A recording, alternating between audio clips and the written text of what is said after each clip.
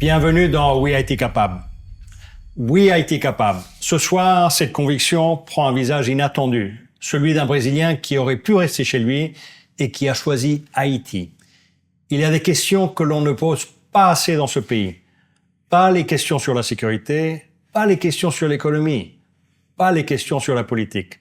Ces questions-là, nous les posons, mais il y en a une autre, plus silencieuse, que la crise a tendance à étouffer. Que faisons-nous de nos blessures? Comment un peuple qui traverse autant de violences, de deuil, de déplacements prend-il soin de sa santé mentale et de son âme collective? Mon invité ce soir est brésilien. Il s'appelle Nino Garbers.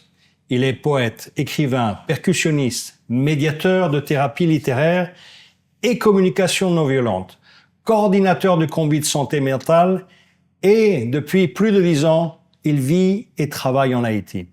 Il est aussi percussionniste dans le groupe Motif Musique, un groupe qui construit note par note un pont sonore entre Port-au-Prince et le Brésil. Il dirige le Centre culturel Brésil-Haïti, installé près de la place Boyer à Pétionville, un espace fondé en 2008 et soutenu par l'ambassade du Brésil. Un espace qui n'a jamais fermé ses portes. Ce dernier point mérite qu'on s'y arrête.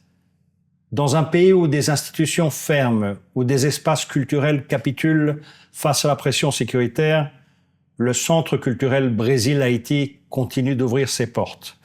Des cours de capoeira, de samba, de danse haïtienne, des projections de films, des ateliers de traduction poétique et une initiative que Nino a lancée en 2022, unique en Haïti et qui s'appelle la thérapie littéraire. Ce sont des séances gratuites en créole pour toutes les générations où l'on utilise la poésie et la littérature pour nommer ce qui fait mal, la peur, l'anxiété, le deuil, et pour en faire quelque chose de vivant. Comme je vous viens de le dire, Nino Garbers est aussi percussionniste dans le groupe Motif Musique, un groupe qui construit note par note un pont sonore entre Port-au-Prince et Rio de Janeiro. À la fête de la musique de juin 2025, il était sur la scène avec des musiciens haïtiens, dans un acte que beaucoup ont décrit comme un acte de résistance joyeuse. Ce soir, nous allons parler de ce que la culture peut faire, que rien d'autre ne peut faire, de la relation profonde entre le Brésil et Haïti, deux nations qui partagent bien plus qu'une géographie, de la thérapie par les mots dans un pays en crise, et du choix extraordinaire de cet homme de rester et de continuer à créer là où les autres seraient partis. Nino Garbers, encore merci d'être avec nous. Bienvenue à IT Capable. Merci Xavier. C'est un plaisir vraiment. Félicitations pour l'émission. On va commencer avec le début de votre histoire. Vous venez du Brésil, le pays de la samba. Vous arrivez en Haïti et vous y êtes resté. Vous pouvez nous donner un peu l'origine de votre relation avec Haïti et ensuite ces 10 années que vous avez déjà parcourues, sachant que vous êtes de facto un Haïtien adopté. Un peu comme ça. Bon, tout ça a commencé plus ou moins en 2009, quand j'étais étudiant au Brésil et je voulais faire des recherches concernant Haïti. On avait beaucoup d'informations concernant Haïti, mais pas vraiment des informations sur le terrain vraiment. Et avait des opportunités pour venir en tant qu'étudiant. Je suis venu comme étudiant au commencement de 2010. Après le tremblement, les choses ont changé vraiment beaucoup. C'était une situation très délicate, spécialement pour faire la recherche après une situation tragique comme ça. Ce sont des Haïtiens qui ont m'aidé aussi à survivre après le tremblement. Et tout ça m'a touché beaucoup et aussi je voulais retourner après pour faire la recherche vraiment, mais aussi pour habiter Haïti parce que j'ai conclu que je devais venir avec plus de temps. Aussi pour sortir des stéréotypes d'Haïti, pour sortir aussi des routes peut-être un peu plus conventionnelles et je voulais avoir un rapport vraiment un peu plus humain avec Haïti, avec des expériences personnelles aussi et tout ça. Et comme ça, je suis retourné en 2012 pour habiter vraiment et jusqu'à présent, je continue. Et au Centre culturel Brésil-Haïti, aussi avec d'autres institutions comme Transformatis et avec d'autres projets. Et c'est vraiment un pays qui m'a accueilli d'une forme vraiment formidable. Heureusement, j'ai réussi faire la connaissance avec les pays un peu plus avant, où on avait plus de possibilités pour déplacer aussi. Alors, j'ai réussi vraiment faire la connaissance avec pratiquement tous les pays, dans toutes les zones. Et en même temps, ça m'a marqué beaucoup. Et jusqu'à présent, ça m'encourage à continuer. Je pense que c'est une mission qui là, j'ai un rapport qui va continuer pour toute ma vie. Le Brésil et Haïti partagent beaucoup de choses. Mais je voudrais parler de ce lien que peut-être beaucoup ne nomment pas et n'en parlent pas.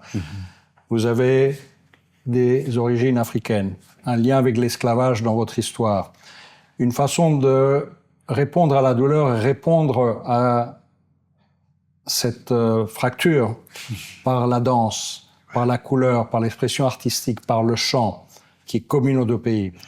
La capoeira et la danse haïtienne ont des rythmes qui sont similaires. Le candomblé et le vaudou puisent dans les mêmes sources. Voilà. Tellement de similarités que je sens vous ressentez et vous appliquez dans le cadre de mon travail qui est éminemment, justement, culturel et qui essaye, justement, de collecter ces deux réalités. Voilà. J'ai une grande chance d'avoir la possibilité d'être au centre et faire ces ponts avec les Haïtiens.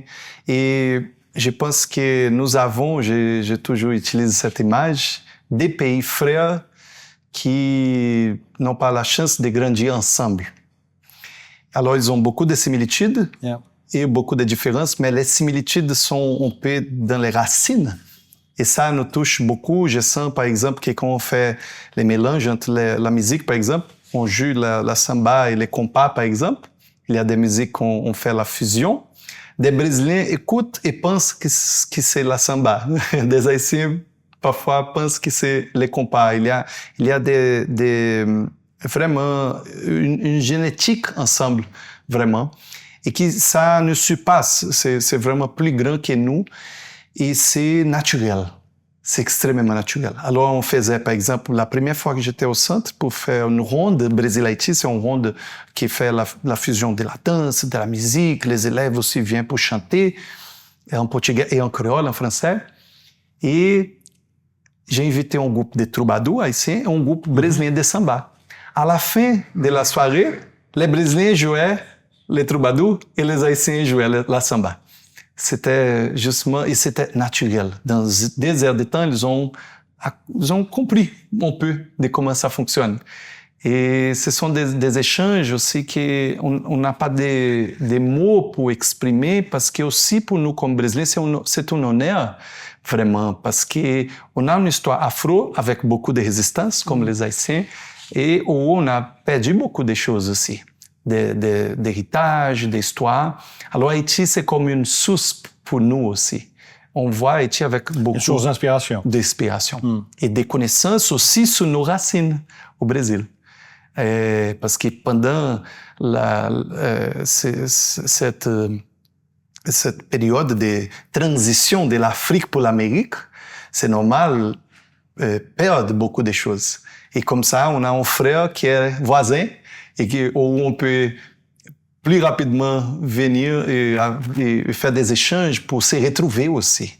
C'est une question d'identité pour nous au Brésil, avoir Haïti comme un pays frère aussi. Nous avons une culture afro-brésilienne.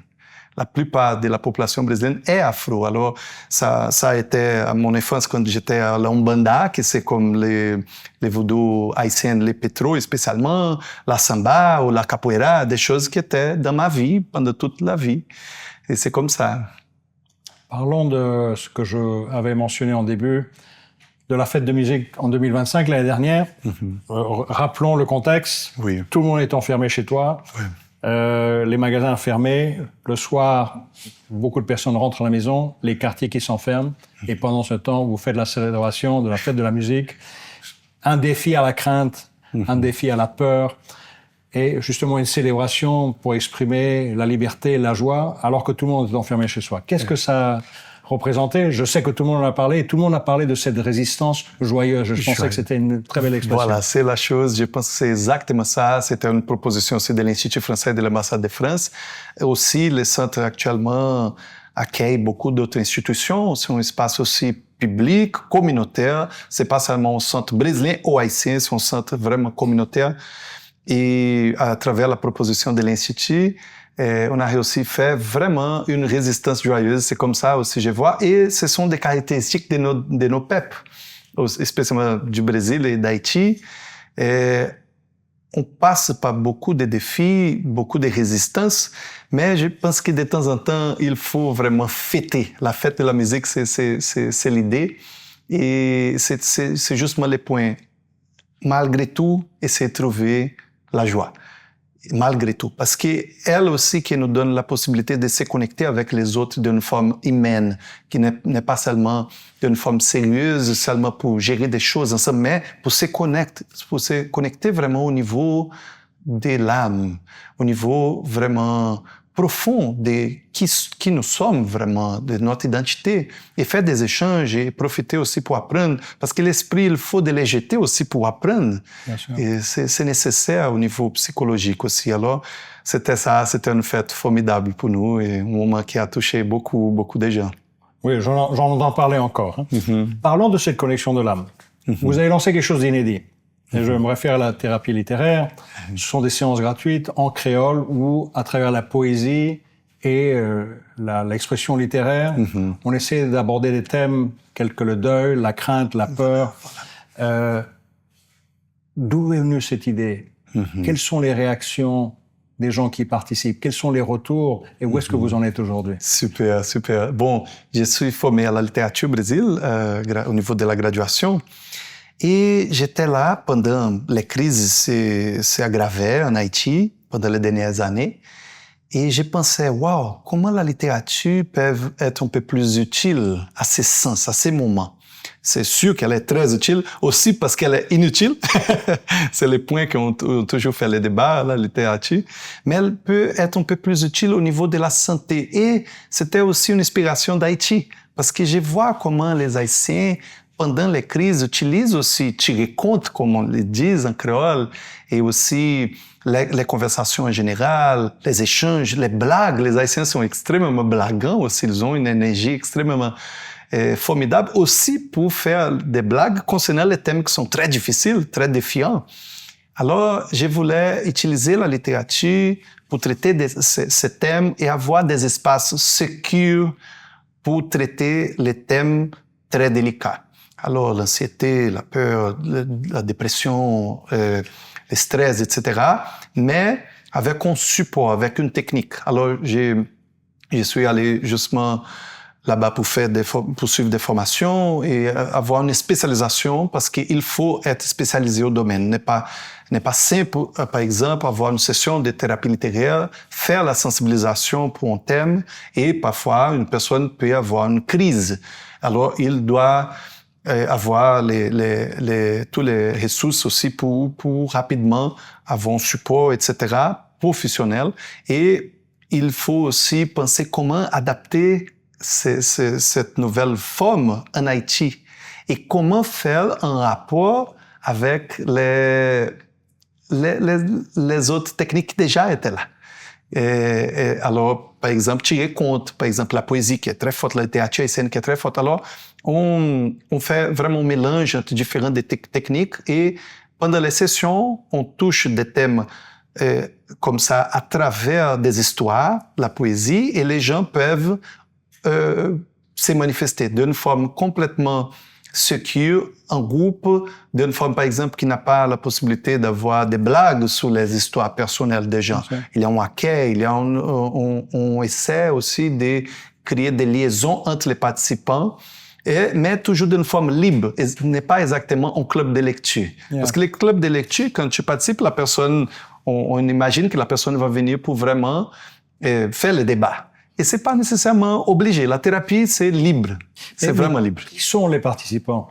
En général, on a beaucoup de jeunes, comme Haïti, c'est un pays jeune. Pourquoi? Ce sont des gens des quartiers, des gangs, ce sont des gens qui ont des problèmes familiaux, au travail. Quelles sont leurs motivations et qu'est-ce qu'ils partagent comme peur? En général, il y a un mélange de publics, mais en général, ce sont jeunes aussi des quartiers, aussi beaucoup d'histoires de violence, parfois, qu'on a trouvées. En général, il partage les quotidiens, mais parfois, ce n'est pas seulement une personne qui a subi une violence directe, mais parfois la personne qui ne peut pas sortir, qui ne trouve pas de travail, d'études. À ces moments, on a vraiment une période très délicate au niveau de l'éducation. Beaucoup de gens laissent l'école et aussi ça donne des résultats aussi psychologiques qui sont très difficiles même à trouver une sorte de panorama de la situation. Alors, ces espaces sont aussi des espaces de réflexion. Et la personne, quand elle vient, elle va se manifester, les autres vont aussi se manifester, et parfois, on va commencer à trouver, à travers des dynamiques, des solutions ensemble. Il y a des témoignages, par exemple, d'une madame de 70 ans, qui pendant beaucoup de temps dans sa vie, elle m'a dit qu'elle n'a jamais réussi à faire le deuil de sa mère. Et pendant cet espace, elle a réussi, pour la première fois de sa vie, elle m'a dit, elle a réussi à exprimer ça et commencer à réfléchir sur ce thème. Elle avait une douleur extrêmement forte jusqu'à présent. C'est récent, cet atelier. Il y a des témoignages comme des gens qui, après faire des fusions, par exemple, avec la communication non violente, parfois on touche aussi beaucoup le thème de la violence. Une personne est arrivée aussi en particulier avec moi et dit, bon, je suis un agresseur. J'ai besoin de trouver des solutions. Alors, c'est un espace de sensibilisation pour commencer, je pense que c'est la plupart des gens, ils cherchent ça, commencer à avoir des réponses. Commencer. Et parfois même à poser des questions avant même avoir des réponses, mais au moins commencer. Je pense que c'est ça. Et comme les Haïtiens, parfois, ont peur vraiment d'aller en clinique, c'est parfois cher, parfois il y a des psychologues qui n'ont pas encore des contenus diffusés. Parfois, les Haïtiens ne savent pas où trouver un psychologue et on fait la sensibilisation pendant ces ateliers pour ce thème aussi, pour faire des suivis après. Alors, je pense que la thérapie littéraire, elle aide à sensibiliser les gens et aussi à déstigmatiser les thèmes de la santé mentale d'une forme accueillante. Parce que les points est que tu es totalement libre pendant que tu es au atelier, comme tu es dans une session de thérapie. Si tu veux parler d'un sujet, oui, mais si tu ne veux parler, tu n'es pas obligé. Quand tu es prêt, tu parles. Alors, c'est comme ça. C'est un espace d'accueil, d'échange, et aussi pour trouver que les autres aussi ont beaucoup de défis. Parfois, quand nous sommes dans une situation délicate, et on pense que nous sommes seuls, etc., et je pense que ces partages collectifs aussi donnent des résultats au niveau du bien-être. Moi, je vous ai écouté au centre culturel. Moi-même, je suis venu applaudir. Oui. Vous êtes percussionniste et chanteur dans le groupe Motif Musique. Et vous travaillez dans un cadre où les expressions artistiques haïtiennes et brésiliennes se reflètent dans la musique que vous jouez en face du public. Est-ce que vous voyez la musique en élément de rapprochement de deux peuples? Et comment vous l'utilisez dans un cadre plus ample, dans le cadre du centre culturel? Oui, voilà. Je pense que oui, spécialement parce que la musique, on sent ça, par exemple, à la fête de la musique, à la Ronde brésilienne, c'est un espace de partage. On a beaucoup de rubriques, la coup gastro-musicale. On sent que c'est un langage universel. Et ça touche et approche les gens, même si les gens ne comprennent pas les mots exactement, quand il y a des mots. Et en Haïti, on a aussi une puissance énorme, beaucoup de rythmes aussi au Brésil, mais en Haïti, pas à mètre carré, je pense que c'est incroyable, le niveau des échanges. Alors, c'est une chose qui déjà touche les Haïtiens en général, et comme ça, ils sont un peu plus ouverts aussi pour faire des échanges avec les autres peuples. Alors, je sens que la musique au centre, spécialement au Motif Musique, c'est une forme vraiment d'approcher même quand les mots ne viennent pas. Même quand les situations sont très... Parce qu'il y a des phases, on peut dire qu'on a beaucoup de crises. Il y a des phases qui, même les mots ne viennent, et c'est là les points. Je pense que la musique soulage, et aussi ces moments, aussi, comme on disait, collectifs, des partages, d'un peu de légèreté, de faire la connaissance avec des choses parfois complètement différentes. On reste après ça curieux pour savoir plus. Ah, c'est telle musique, tel chanteur. Et on a une richesse énorme en Haïti. Ça, c'est un point. Citez-moi quelques chanteurs qui vous inspirent, ou des groupes, un ou deux juste pour nous donner quelques orientations. J'aime beaucoup Emeline Michel, c'est ma diva. Et aussi pour son engagement, pour la façon qu'elle fait un mélange entre beaucoup de styles, aussi une personne très honorable, une personne très respectable, avec beaucoup de bons discours dans la société. J'aime beaucoup Bello aussi, les chanteurs. Il y a beaucoup de gens, B.I.C., il y a, dans les musiques racines, j'aime beaucoup les groupes traditionnels, aussi Bookman, Expérience, beaucoup d'autres. C'est vraiment, la musique haïtienne, c'est une passion aussi qui aussi m'encourage à continuer à rechercher, à faire la recherche en Haïti parce que c'est super riche, super riche. Vous avez un regard que aucun de nos invités, au moins jusqu'à maintenant, possède. Vous êtes un Haïtien d'adoption, après 10 ans vécu dans le pays, mais vous gardez un recul de par vos origines brésiliennes. Dans ces 10 ans, qu'est-ce qui vous a marqué le plus? Qu'est-ce qui vous frappe le plus et vous fait dire « oui, Haïti capable » ? Bon, sans doute, il y a beaucoup de choses, parce que je pense On a tout le temps, allez-y. Oui, exactement, c'est toujours une redécouverte. Mais je pense qu'une chose qui continue jusqu'à présent, c'est la chaleur humaine en Haïti. C'est une chose qui m'a pénétré depuis au commencement, depuis la première fois que j'étais là. Aussi la solidarité, je pense que la chaleur, elle a beaucoup de bras. Là, la solidarité, bon, on a un PIB d'Haïti qui 50% de l'argent viennent d'ailleurs, viennent de la diaspora. Son peuple, alors que quand il sort du pays, il continue à aider son pays, à aider sa famille. C'est vraiment très intéressant. Il y a la chaleur au niveau, comme on disait, de la culture. Je pense qu'à ce sens, je suis très chanceux, vraiment. Mais aussi, la solidarité qu'on voit dans le niveau de la micropolitique d'Haïti. Parce que c'est pas commun encore. Quand vous parlez de micropolitique, qu'est-ce que vous voulez dire? Ouais, c'est dans le quotidien et qu'on a beaucoup de pratiques qu'on dit même au niveau de la sociologie des technologies sociales. Okay. Comme les combits, qui c'est une forme collective qui a beaucoup de variations tout partout. Les mazengas, les sols. Les sols peuvent être une forme de substituer une banque dans un contexte de carence. C'est vraiment très intéressant. Il y a beaucoup de pays qui n'ont pas ça. Beaucoup de pays qui, s'ils avaient, ils ont perdu. Alors, je pense qu'Haïti montre que c'est possible. Pas seulement pour Haïti capable, mais pour le monde capable. Parce que le monde aussi a beaucoup de défis maintenant. On pense beaucoup de guerres maintenant encore. Et je pense que ces formules d'interaction, de collaboration collective au niveau de la micropolitique, elles peuvent apporter de nouvelles formes de faire la macropolitique, de faire la politique qu'on dit politique, la grande politique, la politique des pays, des mairies, des départements, de tout ça.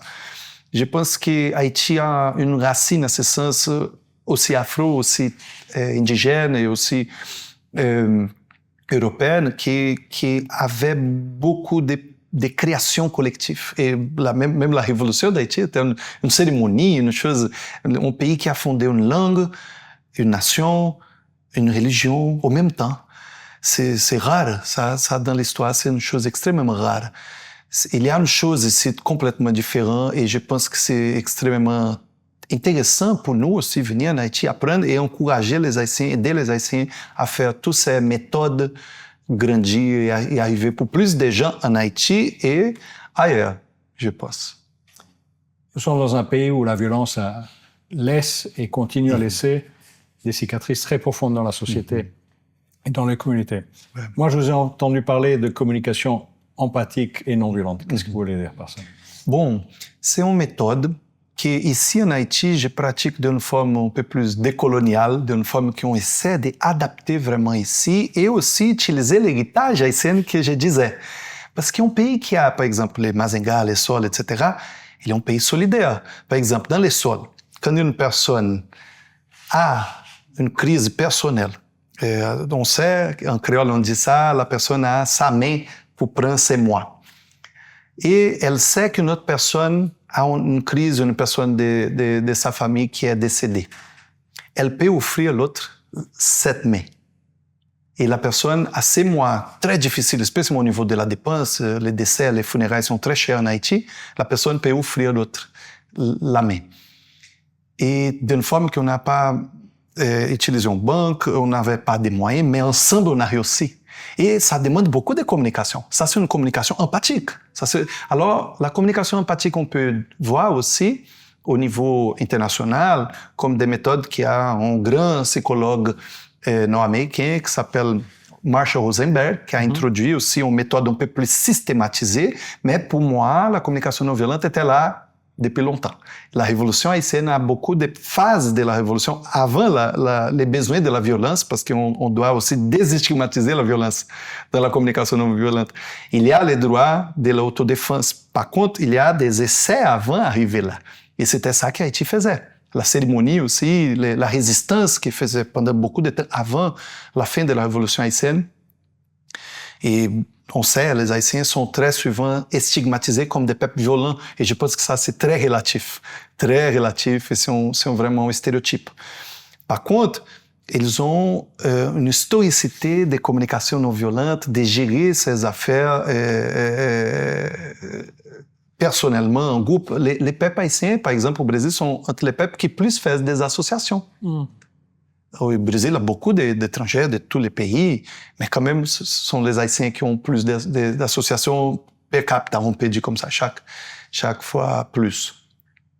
Alors, la communication non violente, en résumé, c'est une technique qui mélange la communication, la psychologie, pour gérer les conflits, pour développer la tolérance, pour avoir plus l'empathie, pour avoir l'intelligence émotionnelle aussi, parce que parfois, quand nous sommes dans une crise, on oublie les mots et on dit « Ah, je suis bien, je suis mal, c'est fini ». Non, on a un monde de sentiments. Et quand on ne gère pas ces mondes, il y a un conflit. Et parfois, il donne des conflits aussi avec les autres. Et on peut faire ça au niveau individuel, au niveau des couples, au niveau des familles. Beaucoup de familles ont les défis des enfants qui sont dans les gangs actuellement. Alors, je pense que les méthodes, elles peuvent aider à gérer aussi tout ça. Et au niveau des organisations, des entreprises, il y a beaucoup de recherches qui montrent comment les entreprises parfois ont moins de rendement et aussi moins de résultats dès qu'on n'a pas la capacité parfois pour gérer les conflits internes. Et beaucoup d'énergie se perd au niveau interne. Et au niveau de la macropolitique, la communication non violente parle aussi de la démocratie profonde. Okay. Après avoir tous ces chemins, on va avoir plus la tendance à avoir une vraie démocratie. Alors, c'est une route très accessible. Ce sont des méthodes qu'on peut faire même avec les enfants. Ce sont des techniques de dynamique qu'on peut même penser que ce sont des jouets. Et vous le faites au centre, non? On fait spécialement au comité de santé mentale, parfois au centre, parfois avec d'autres organisations comme Transformatis aussi. Okay. Ça dépend de la demande, mais on essaie de faire plus que possible parce qu'on sait que c'est un outil qui vraiment peut porter vraiment beaucoup de résultats. On peut dire que vous êtes en Haïti chez vous et vous vous projetez sur le long terme, donc je suppose que vous avez encore des projets dans un futur et des tâches que vous voulez accomplir. Mais je voulais savoir, dans cette projection, qu'est-ce que Haïti peut apprendre du Brésil et surtout, qu'est-ce que le Brésil peut apprendre d'Haïti? Ah, ça, je pense qu'il y a beaucoup de choses. Je pense que les points qu'on a réussi au Brésil, je pense, pendant les derniers 20 ans au moins, pour moi aussi, que je travaille avec la culture, je pense que c'est avoir la culture comme un outil vraiment pour intégrer les gens, pour connecter les gens, pour faire des transformations profondes dans la société. Alors, on a des projets, par exemple, comme les points de culture au Brésil, on a peut-être jusqu'à présent les plus grands réseaux des centres culturels au monde, avec plus de 5000 centres culturels connectés.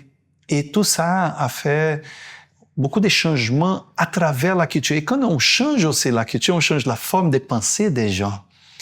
Et c'est un investissement qui n'est pas trop haut, n'est pas une chose, par exemple, un centre culturel comme ça. Si on pense les centres culturels brésiliens comme une sorte de prototype, avec peut-être 30, 40 000 $, on peut dépenser chaque mois, n'est pas une chose trop cher en rapport. Pour certains, c'est beaucoup. Oui, Tout exactement. est relatif, non? Pour la quantité des gens, on a plus de 5000 personnes qui viennent chaque mois, et parfois 12, 13, 14 activités par mois, des événements, un public touché. Bon, maintenant, même avec des partenaires avec la télévision Caraïbe aussi, des gens qui sont à la maison, qui aussi arrivent à jouer un peu de ces programmes. Je pense que c'est un point que le Brésil a beaucoup de choses à offrir à Haïti, un échange interculturel à ce sens. Au niveau logistique aussi, je pense que nous avons une expertise. Il y a plus de choses. Le Brésil a des outils très intéressants pour les élections, pour les programmes sociaux en général. Le Brésil a beaucoup de choses qui semblaient Haïti avant et on devait créer des nouvelles formules pour trouver des solutions pour des défis, par exemple, d'inégalités aussi. Le Brésil, jusqu'à présent, c'est un pays, il y a beaucoup d'inégalités. Et il y a des similitudes comme ça au niveau des défis entre Brésil et Haïti. Et je pense qu'on a commencé à trouver des solutions au Brésil. Alors, je pense que ces échanges, c'est vraiment nécessaire. Et vice-versa, Haïti, à ce niveau que je disais, de la micropolitique, je pense que, par exemple, nous, on n'a pas encore des combats comme ça. Je pense qu'au Brésil, c'est un peu le mouvement de la micropolitique qu'on besoin renforcer avec l'exemple d'Haïti. Aussi, la solidarité haïtienne, sans doute l'histoire d'Haïti nous inspire jusqu'à présent, parce que le Brésil a fait sa révolution seulement 84 années après Haïti. C'est une chose, pas une révolution, mais l'abolition de l'esclavage n'était pas les mêmes formats, mais quand même, au niveau de la liberté du peuple noir, c'était comme ça. Alors, c'est un pays qui, jusqu'à présent, il y a beaucoup de défis concernant le racisme, etc. Et on a des choses, je pense, à faire des échanges vraiment concernant ce thème. J'imagine que c'est très important pour nous tous. Je vais terminer avec une question. Vous avez vécu 10 ans, vous avez vu beaucoup de choses, vous avez eu plusieurs contacts avec la population à tous les niveaux, dans tout le pays, comme vous l'avez dit. Est-ce qu'il y a un épisode qui réduit un peu cette conviction que ce pays a une âme, a une force, un dynamisme, une créativité, et personne ne peut l'arrêter? Ah oui. Sans doute, les premiers épisodes qui me viennent, il y a beaucoup, mais les premiers, sans doute, c'est le tremblement de 2010. Ça faisait une semaine que j'étais là. Et aussi, peut-être pour ça, ça m'a touché beaucoup, parce que je voyais des Haïtiens qui aidaient beaucoup d'Haïtiens à un moment très difficile, d'une forme incroyable. Je voyais des chauffeurs de tap-tap à vraiment un moment très difficile à aider les gens comme ils pouvaient. Aussi avec beaucoup de scouts à la rue qui faisaient des premiers soins. Je me rappelle beaucoup de gens de l'église, beaucoup. Et sans distinction. Ça m'a touché beaucoup entre les Haïtiens. Et jusqu'à présent, les Haïtiens disent beaucoup de ces moments-là comme un moment où avait ça que les Haïtiens disent beaucoup, que c'est être ensemble, qui manque de la solidarité. De la solidarité. Et c'est tellement ça que même la communication non violente, je traduis ici comme communication tête ensemble. Je pense que c'est les mots que, quand on parle avec les Haïtiens, on les écoute, en général, ils disent que c'est ça qui manque au pays, c'est tête ensemble. S'il y avait plus de têtes ensemble, on pouvait plus trouver des solutions ensemble, plus trouver vraiment de bien-être collectif et moins de disputes et tout ça. Alors, je pense que ce moment-là, il était important aussi pour nous, en tant qu'étrangers, voir les Haïtiens comme des agents, voir les Haïtiens pas comme un peuple passif, voir les Haïtiens aussi en leur capacité. On doit voir leurs qualités aussi. Il y a beaucoup de choses à admirer au peuple haïtien. Et après le tremblement de terre, qui soit plus récent? Je pense vous avez eu que 10 ans, donc ça c'était une première impression. Et après vous avez dit, oui, j'avais raison. Je pense ce pays a une force qui est inégalable. Ouais, je pense que jusqu'à présent, un nouveau moment de notre crise aussi très accentuée, je suis un peu passionné de la forme comme les Haïtiens actuellement au secteur culturel font vraiment une union. Il y a beaucoup je suis un espace privilégié au centre, c'est un espace de médiation, c'est un espace public. Et les Haïtiens ne sont pas trop habitués avec des institutions publiques, où on va trouver des gens de toutes les classes sociales, etc. Et qui font des rencontres au centre et commencent à voir des projets.